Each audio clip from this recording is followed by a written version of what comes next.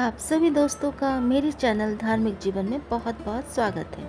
अगर आप मेरे चैनल में नए हैं तो जल्दी से मेरे चैनल को सब्सक्राइब कर लें और बेल बटन को प्रेस करना बिल्कुल ना भूलें। उत्तर प्रदेश से दिल्ली एक बस जा रही थी। जब बस अपने डिपो से चल पड़ी तो ठीक सामने की सीट पर बैठे एक बुजुर्ग जो बहुत अच्छे कपड़े पहने हुए थे अचानक खड़े हो गए और बाकी यात्रियों का ध्यान अपनी तरफ आकर्षित करते हुए बोले, मेरे भाइयों और बहनों, मैं कोई भिखारी नहीं हूँ। ऊपर वाले ने मुझे अपनी नेक दुआओं से नवाजा है, मगर मेरी पत्नी एक लंबी बीमारी से भगवान को प्यारी हो गई। दुर्भाग्य से कुछ दिन पहले मेरी फैक्ट्री में भीषण आग लग गई और मेरा सारा माल जलकर खाक हो गया। फिर कुछ समय बाद मुझे दिल का दौरा पड़ गया। रिश्तेदारों ने जब ये महसूस किया कि मेरे बुरे दिन आ गए हैं तो उन्होंने भी हमसे किनारा कर लिया। डॉक्टरों ने भी कहा है कि मेरे बचने की उम्मीद बहुत कम है। उस बुजुर्ग व्यक्ति ने बगल में बैठी लड़की की ओर इशारा करते हुए कहा कि यह मेरी जवान बेटी है। मेरे मरने के बाद इसे कोई देखने वाला नहीं रहेगा। कोई इसके साथ कुछ गलत ना कर दे, यही गम मुझे खाए जा रहा है। और अचानक उस शख्स को हिचकी आने लगी और वह रोने लगा।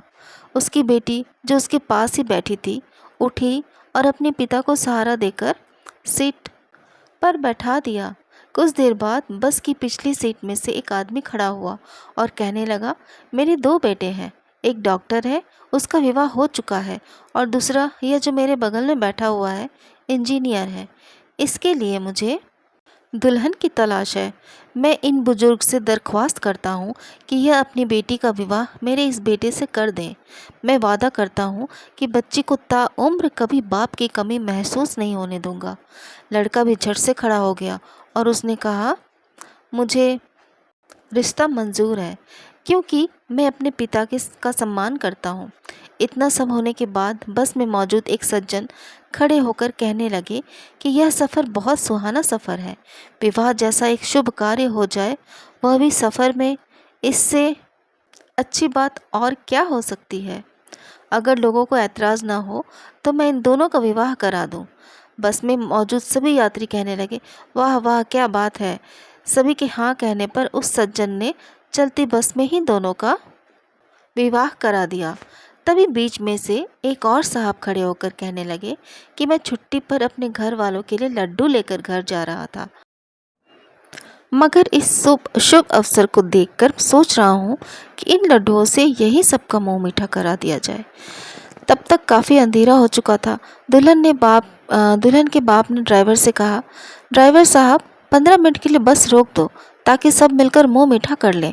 ठीक है बाबा जी, कहते हुए ड्राइवर ने सड़क के किनारे बस रोक दी। बस रुकते ही बुजुर्ग ने बस में बैठे सभी लोगों को लड्डू खिलाए।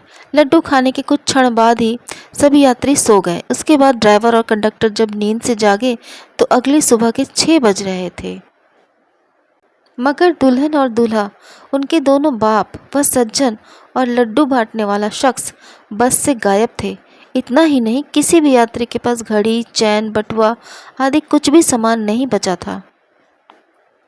इस तरीके से सिर्फ इन 6 लोगों का ग्रुप पूरी बस को पूरी तरह लूटकर भाग चुका था। दोस्तों, कहानी का सार यह है कि बिना सोचे समझे किसी अपरिचित की दावत में शामिल ना हो, अन्यथा इस कहानी की तरह आपके साथ भी फ्रॉड हो सकता है। अगर आपको मेरी ये वीडियो पसंद आई हो तो मेरे चैनल को ज़रूर से ज़रूर सब्सक्राइब कर लें और शेयर और लाइक ज़रूर करें। जय भोलेनाथ।